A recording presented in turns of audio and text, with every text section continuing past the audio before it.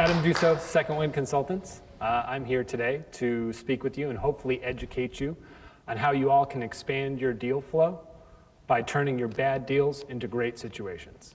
So first, let me describe what I mean by what a bad deal is. A bad deal is any potential transaction you come across that you cannot transact on and therefore discard based on the fact that there's not enough value to cover what the seller needs, what the creditors need, and to pay your fees.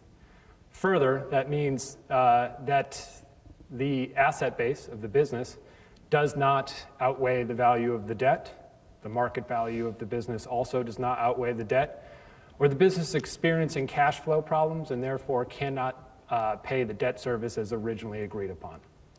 Other words known as, these are short sales that are typically discarded due to the difficulty and the valuation on them.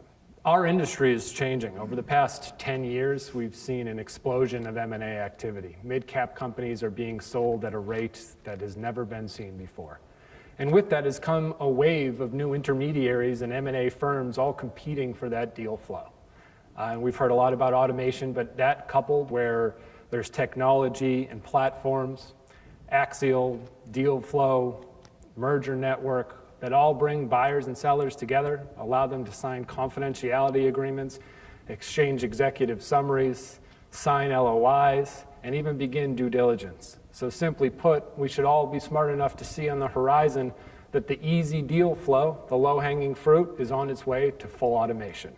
So it may not be here today, but those that continue to say, I'm only going to do the easy deals that are guaranteed to close, are soon going to see themselves on the outside looking in.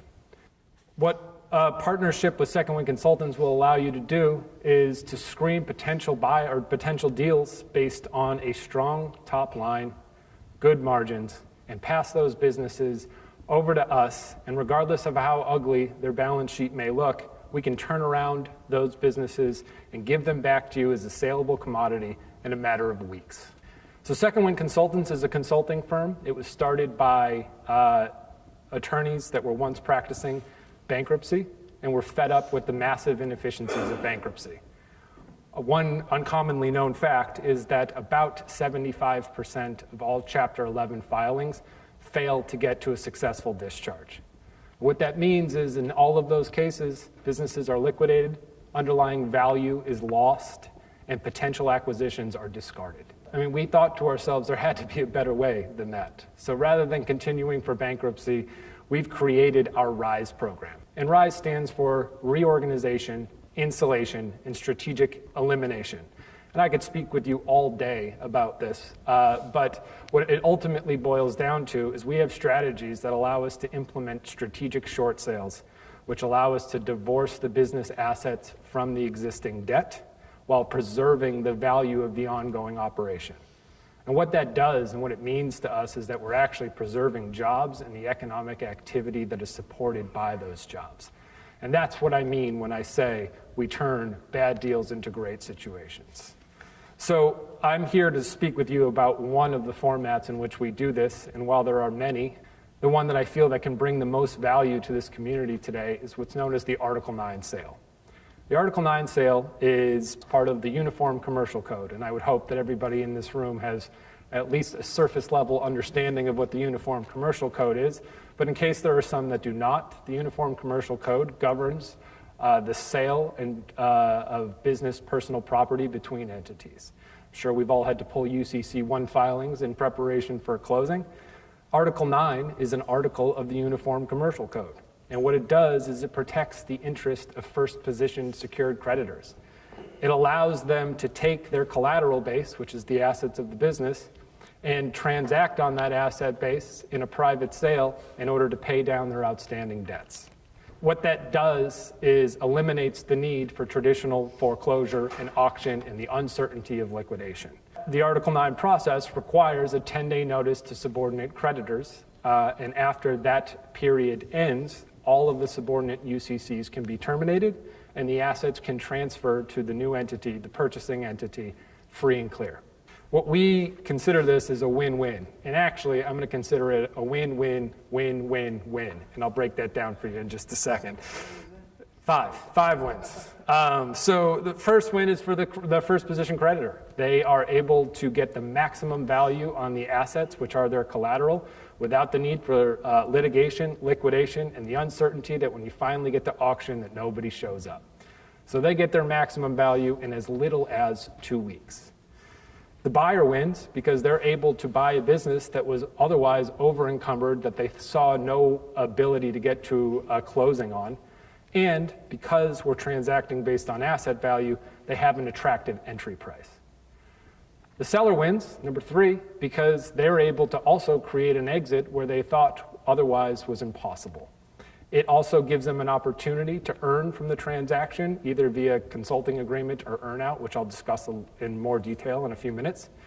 And that can preserve the opportunity for them to settle any outstanding personal guarantees on debts that are remaining, which is an additional added benefit to the secured creditors because those debts would have likely been discharged in a bankruptcy in an alternative scenario. Fourth win is actually the subordinate creditors. And this one people scratch their heads on a little bit because those are the ones not getting paid out of the transaction. But the reason that it's a benefit is because those debts are toxic assets on those companies' balance sheets. So the ability to write it off and take the tax benefit and not have to drag out collections, legal costs, and add to already bad debt, they're able to wipe that bad debt off their balance sheet. And if those subordinate creditors happen to be vendors, there actually is an additional benefit that the worst thing that can happen to a vendor is they lose the debt that is owed to them and they lose the future revenue because the business died.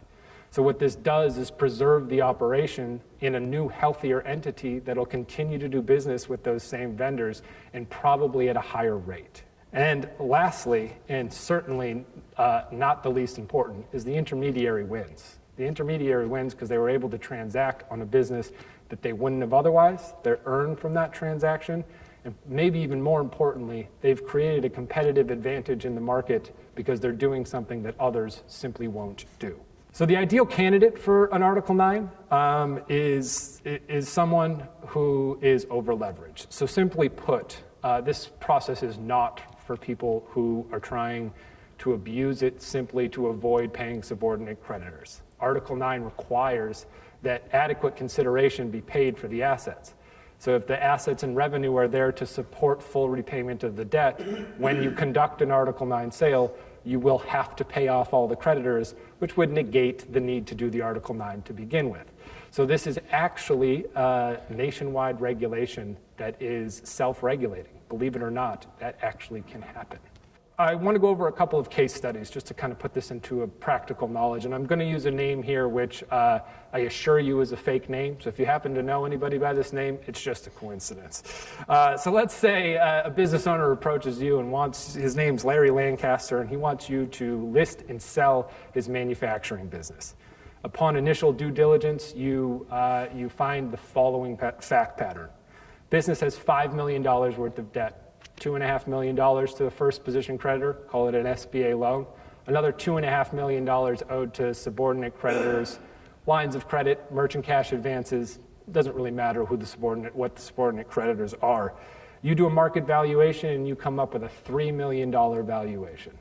The underlying asset value is worth $2 million. So no matter which way you look at it, this is a short sale. With a partnership with Second Wind, what we can do is we could reorganize that business into a new entity using the Article 9, where we transact on the business based on the asset value, which in this case is $2 million.